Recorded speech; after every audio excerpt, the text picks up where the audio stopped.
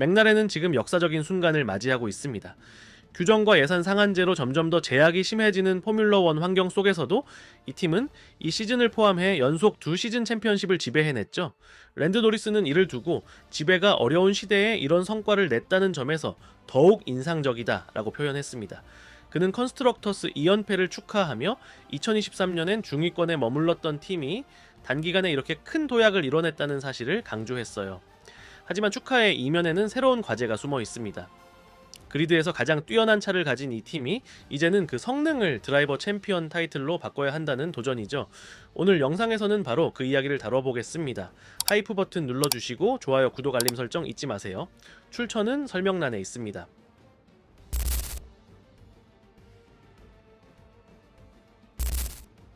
맥라렌은 지금 포뮬러1 현대 시대에서 개발 효율성의 기준을 사실상 새로 쓴 팀이 되었어요.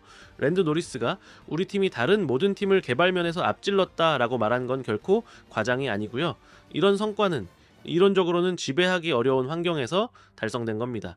예산 상한제, 풍동 실험 시간 제한, CFD 제약 조건들이 현 규정을 단순히 재정력의 싸움이 아니라 기술적 지휘와 관리 능력의 싸움으로 만들었고, 그런 환경 속에서 맥라렌은 두각을 드러냈습니다. 경쟁팀들이 자기만의 공력 개념을 이해하고 적용하느라 흔들릴 때 워킹팀은 단단한 길을 발견했고 거기서 벗어나지 않았어요. 2023년 하반기부터 선형적인 발전을 이어왔고 크게 흔들린 적 없이 기술 패키지를 최대한 활용했죠. 이건 정교한 엔지니어링과 자원 관리를 기반으로 한 섬세한 실행의 결과입니다. 레드불이나 페라리, 메르세스조차 이 정도의 일관성을 보여주진 못했어요. 예컨대 레드불은 솔로 효과, 효과적 다운포스 중심 규제 주기 초기에 지배적인 차를 만들었지만 이후 업데이트 과정에서 상대들과의 격차를 유지하지 못했고요. 페라리는 안정적인 강자가 되려 했지만 2025년을 앞두고 기술적 혼란을 겪었고, 메르세스는 러셀의 싱가포르 우승 같은 순간은 있지만 전체적으로는 퍼포먼스 롤러코스터를 타고 있죠. 반면 맥라렌은 2023년 초반의 고전 이후 판을 뒤집었고 다시는 뒤를 돌아보지 않았습니다. 노리스가 말했듯 이 지배력이 더 인상적인 이유는 규정들이 지배적 팀을 막기 위해 설계된 환경에서 나왔다는 점이에요. 맥라렌은 혁신과 실행 사이의 균형을 완벽히 맞췄고 그저 돈을 쓰는 게 아니라 어디에 쓰는지를 정확히 알았습니다. 모든 업데이트 패키지마다 실질적인 이득을 주었고 각 테스트 사이클은 이미 강고한 기반을 더 굳혔어요. 맥라렌이 한 일은 제한을 장점으로 바꾸는 것이었습니다. 다른 팀들을 갖게 만들려던 제약들이 오히려 그들의 역량을 드러낼 수 있는 무대가 되었고 그 결과가 여기에 있어요. 2시즌 연속 컨스트럭터스 타이틀과 압도적 격차로 최고의 차를 보유한 팀이라는 사실, 이건 과잉이 아니라 명확성, 인내, 그리고 성실한 작업을 통해 기술 제국을 세우는 방식의 교본입니다.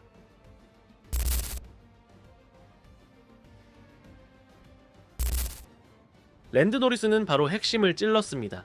맥라렌은 압도적인 격차로 그리드에서 최고의 머신을 보유하고 있다고요? 이건 단순한 수사가 아니에요. MCL39는 거의 모든 종류의 서킷에서 균형 잡히고 다재다능하며 효율적인 설계입니다. 직선은 빠르고 저속 코너는 안정적이며 한계 상황에서도 예측 가능합니다. 그런데 이러한 인정이 또 다른 문제를 드러냅니다. 어떻게 최고의 차를 가졌음에도 그것이 절대적인 포인트 우위로 이어지지 않을 수 있단 말인가? 드라이버 타이틀을 향한 순항이어야 할 길은 지금 맥스 페르스타펜과의 긴장감 있는 대결로 바뀌었어요.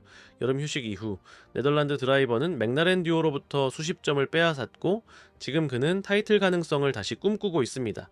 몇 달 전까지만 해도 거의 불가능해 보였던 일이었죠. 그 사이 노리스와 피아스트리는 작은 실수나 공격성 부족 또는 팀의 판단 실수로 매 경기 기회를 놓치고 있어요.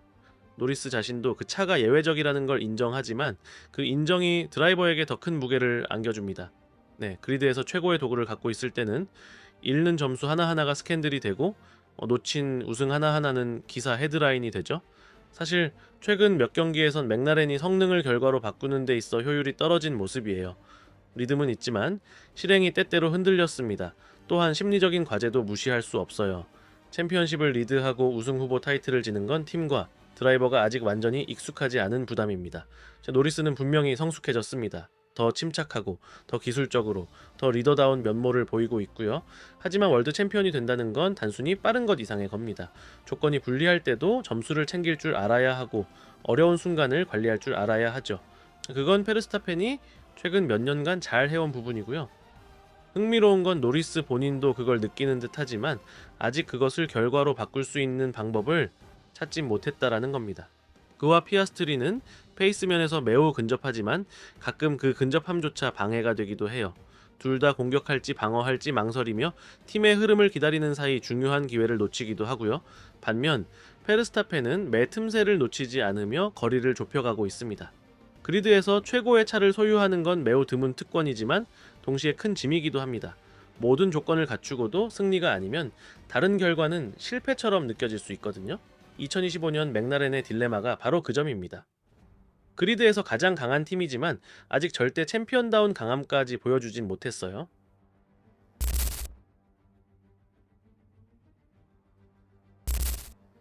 랜드 노리스는 오스카 피아스트리와의 듀얼 드라이버 체계를 강조하는 데 주저하지 않았습니다.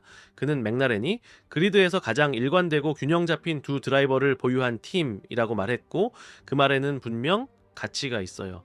두 사람 모두 안정적인 결과를 내고 자주 점수를 따며 무엇보다 서로를 성장시키는 원동력이 되고 있죠. 이런 건강한 내부 경쟁은 2023년 이후 맥라렌 성공의 핵심 중 하나인데요. 페라리, 레드불, 메르세스는 이런 조화로운 경쟁을 같은 방식으로 재현하지 못했죠. 전체 그림을 보면 노리스의 말이 틀리진 않습니다. 페라리는 르클레르와 해밀턴 사이에서 성능의 롤러코스터를 타며 안정감을 잃었고, 레드불은 페르스타펜은 여전히 엄청난 일관성을 보이지만 그를 따라갈 수 있는 두 번째 드라이버를 만드는 데 어려움을 겪고 있어요. 메르세스는 아직 안토넬리가 좋은 순간과 흐릿한 순간을 번갈아 보이고 있고요. 반면 맥라렌은 두 드라이버가 꾸준히 톱 1에 들어 포디움을 노릴 수 있는 위치에 있어요. 그건 어떤 팀이라도 갖고 싶어 하는 균형이죠. 하지만 이 균형에도 대가는 있습니다. 노리스와 피아스트리가 잘 협력하긴 하지만 빡빡한 챔피언십에서는 누군가는 자신을 드러내야 하고, 두 사람 모두 팀의 허락을 기다리는 듯한 태도는 소중한 포인트를 놓치게 만드는 요인이 되고 있어요. 어떤 순간엔 맥라렌이 조화 유지에 집착하다가 각자 챔피언 본능을 발휘하지 못하는 듯한 모습도 보입니다. 노리스는 경험 많은 드라이버로서 리더십을 가져야 하고, 그는 두 시즌 연속 컨스트럭터스를 우승하는 건 첫 우승만큼 의미가 있다고 말한 바 있어요. 그 말은 이해할 만합니다. 그는 맥라렌을 미드필더 팀에서 지배적 팀으로 바꾸는 과정에 있었으니까요. 하지만 다음 단계는 개인입니다. 이 이야기들을 드라이버 타이틀로 바꾸는 것이 목표예요. 그건 단지 훌륭한 팀 동료가 되는 것이 아니라 냉혹한 경쟁자가 되는 것이 필요하다는 뜻이죠. 피아스트리는 여전히 순수한 재능을 증명하고 있어요. 빠르고 기술적이고 머리도 좋은 그는 젊은 페르스타펜을 떠올리게 하지만 아직 챔피언을 만드는데 필수적인 냉정과 공격성이 부족할 수 있어요. 두 사람이 과도한 존중심을 유지하면 좀 더 경험 있는 경쟁자 페르스타펜, 이 그 틈을 노려 이익을 얻을 수도 있습니다.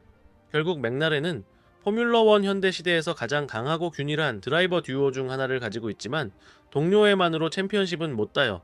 노리스와 피아스트리는 이 파트너십을 건설적인 경쟁으로 바꿔야 하고, 팀 오더에 기대지 않고 자신만의 불꽃을 켜야 합니다. 그렇지 않으면 차는 덜해도 굶주림이 더 강한 드라이버가 타이틀을 손에 넣을지도 모릅니다. 영상이 마음에 드셨다면 하이프 버튼 눌러주시고 좋아요, 구독, 알림 설정도 잊지 마세요. 출처는 설명란에 정리해 두었습니다. 감사합니다. 다음 영상에서 또 만나요.